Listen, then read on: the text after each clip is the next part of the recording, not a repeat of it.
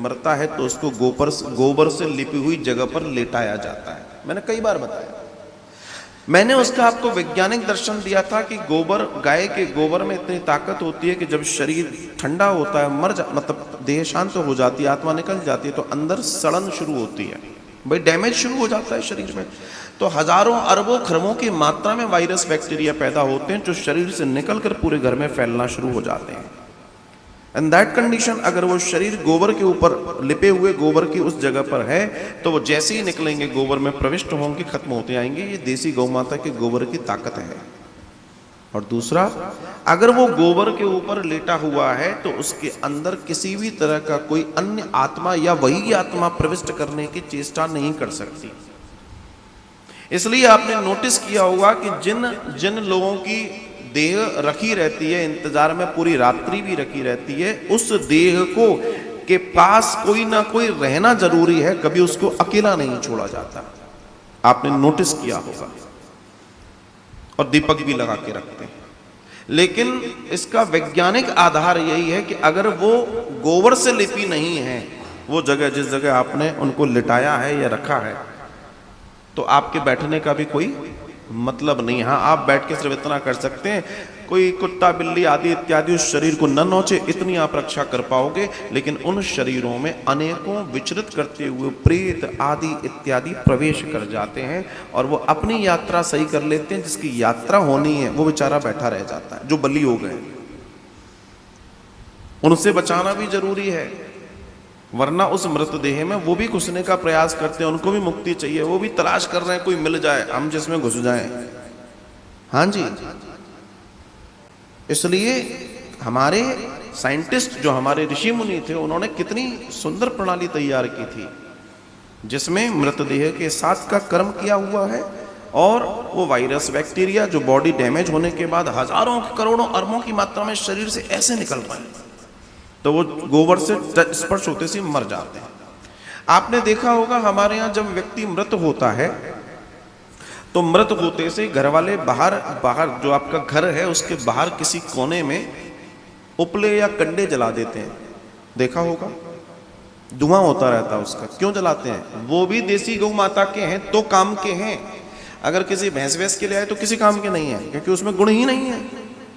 वो भी इसलिए जला दिया जाता है कि उसका धुआं उस पूरे आसपास के वातावरण में रहे और जो वायरस बैक्टीरिया उस शरीर से फूट फूट के बाहर आ रहे हैं उसका प्रभाव आपके शरीर पर न पड़े। कितना विज्ञान है। और सुनिए आगे का विज्ञान। फिर उन्हीं कंडों को, उन्हीं अधबुझे कंडों को जिसमें से अथाह धुआं निकल रहा है, उसको घर जो व्यक्ति दाग देने वाला या जो भी, उससे कहते हैं भैया तू आगे आगे चल हंडी को लेकर। फिर वो मार्ग में चलता है और वो सबसे आगे होता है। क्यों होता है? इसके पीछे का रीजन मालूम है? एक रीजन तो ये कि वो अपने जो भी स्वजन है उनकी यात्रा में अग्रणी है, क्योंकि उसको कार्य करना है। और दूसरा, उसके हाथ में वो मटकी क्यों है, जिस खप्पर क्यों है जिसमें वो धुआं निकलने वाला कार्यक्रम चल रहा है, क्योंकि उसके पीछे शव यात्रा है। वो शव यात्रा के पीछे नहीं है, तो वो आगे होता है, जिसके वजह से जो धुआं निकल रहा है वो पीछे चल रहे लोगों को धुआं टकराता है, क्योंकि सभी लोग कंधा दे रहे हैं। उस शरीर से निकलने वाले हजारों करोड़ों अरबों बैक्टीरिया वायरस उनके शरीरों को नुकसान न करें, इसलिए वो देसी गौ माता के गोबर से निकलने वाला धुआं वो आगे चलता है तो वो पीछे की तरफ आता है। पीछे जब आता है तो उन सबको स्पर्श करता है और उन्हें शुद्ध करता रहता है। क्योंकि बॉडी में अनेकों बीमारियां रही होती हैं भाई, किसकी बॉडी में क्या बीमारी है, कैसी बीमारी है, कौन जाने। लेकिन देसी गौ माता के गोबर में ताकत है। आपको बता दूं कि न्यूक्लियर अगर हमला भी हो जाए और जहां लेपन है वहां परमाणु और अणु फटते नहीं है, वहां जाकर निष्क्रिय हो जाते हैं। यह है कहानी। फिर दूसरी एक और व्यवस्था देखिए आप, जिस मार्ग से, जिस रास्ते से शव यात्रा जा रही है वहां कोई पॉल्यूशन ना फैले, मतलब कोई बीमारी ना फैले, उसके लिए भी ये धुआं वहां जितने वो वायरस बैक्टीरिया निकल रहे हैं उनको वो किल कर रहा है, खत्म ही कर दे रहा है साथ। इतना विज्ञान दुनिया में कहीं देखा है आपने? हम जाते जाते भी वैज्ञानिक दर्शन के साथ अंत तक पहुंच रहे हैं, अंत तक। ये प्रोसेस देखिए कितनी महान है। कई बार लोग सोचते हैं ये क्यों कर रखा है, धुआं हो रहा है, अरे अरे अरे इसको बंद करो बहुत धुआं है। भैया वो धुआं आपकी सेहत के लिए है, आप बीमार न पड़ो उसके लिए है। अब मान लीजिए किसी व्यक्ति को आपको मालूम ही नहीं है हेपेटाइटिस बी था है और उसकी शव यात्रा में लोग चले गए, आप जानते हैं कितना नुकसान हो सकता है? बहुत नुकसान हो सकता है। ऐसे व्यक्ति का स्पर्श भी करनी नहीं कर सकते, so many things are there. लेकिन ये जो चीजें बनाई गई शुरू से, उसके बाद उस शरीर के लिए क्या किया गया? ये शरीर किसी मतलब का नहीं, अब तो मिट्टी हो गया, इसको जला दो। क्यों? क्योंकि जलने के बाद जो उसमें बीमारियां होंगी वो भी खत्म हो जाएंगी। न वो वायुमंडल को दूषित करेंगी, न वो भूमि को दूषित करेंगी, न वो हमको और आपको दूषित करेंगी। ये है विज्ञान, इसको समझना बहुत जरूरी है। ये वो बारीक चीजें हैं जिसके साथ हम जीवन को जी सकते हैं। और उसके बाद जब वो दाह संस्कार होता है, पुत्र दाह संस्कार करता है, तो वो जो प्राण जो कहीं जाकर यहां टिक जाते हैं, यहां से नहीं निकलते, जो अंतिम समय में भी यहां फंसे रहते हैं। क्योंकि हमारे यहां सर कहां होता है? दक्षिण दिशा में। दक्षिण में क्यों होता है? पैर उत्तर में क्यों होते हैं? एक दक्षिणी ध्रुव है, एक उत्तरी ध्रुव है, दो ध्रुव है पृथ्वी पर। आप जब भी इस ध्रुव की ओर, इसलिए जब भी आप लेटते हैं, जब भी आप विश्राम करते हैं, सोते हैं, आपका सर या तो पूर्व में होने चाहिए या दक्षिण में होना चाहिए। इसके अलावा पश्चिम और उत्तर में कभी आपका सर होगा, आपको सरदर्द की प्रॉब्लम, माइग्रेन की प्रॉब्लम, बेचैनी की प्रॉब्लम बनी रहेगी। क्योंकि इन ध्रुवों की इतनी ताकत है कि ऐसे खींचते हैं आपको, पावर है। अब हम उस समय वहां क्यों लिटा रहे हैं? क्योंकि दक्षिण में चूंकि 99,000 योजन ऊपर नरक है, यमदूत हैं, देवदूत हैं, जो भी हैं, जब आप उस तरफ लिटाएंगे तो वहां उसकी ताकत, उस जो हमारा ध्रुव है, उस ध्रुव की ताकत इतनी है कि वो प्राणों को खींचने में सपोर्ट करता है।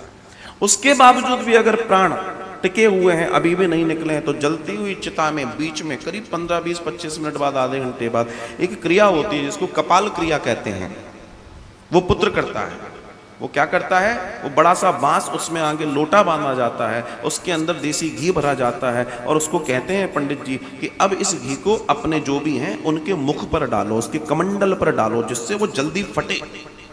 उसके बाद वो खोपड़ी फटती, उसका फटना बहुत जरूरी है, वरना सूक्ष्म रूप से प्राण अगर उसमें रह गए तो उसका विचरण वहीं रहेगा, वो कभी मुक्त नहीं हो पाएगा। ये मुक्ति के साधन है। विज्ञान कहता है, विज्ञान कहता है कि पूरा शरीर जल जाए, मर जाए, उसके बावजूद भी 2 दिन तक यहां टिके रह सकते हैं।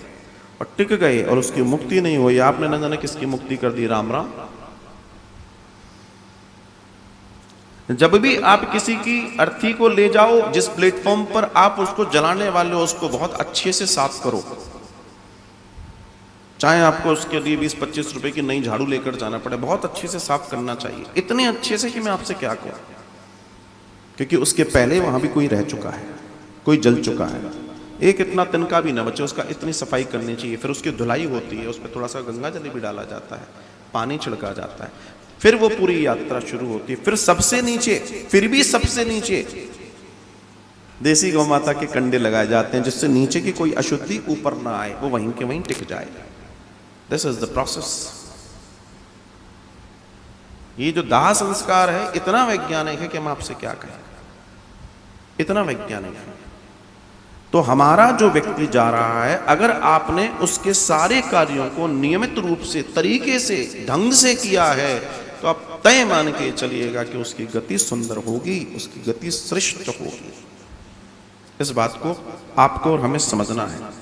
तो जहां पर भी मृतदेह को रखा जा रहा है या जो भी जगह है, वो चारपाई ना हो, वो पलंग ना हो, वो कोई ऊपर की जगह ना हो, वो भूमि ही होना चाहिए, गोबर से लिपी होनी चाहिए। वहां किसी भी तरीके के पिशाच, दैत्य, भूत, प्रेत आदि इत्यादि, यम आदि इत्यादि प्रवेश नहीं कर सकते।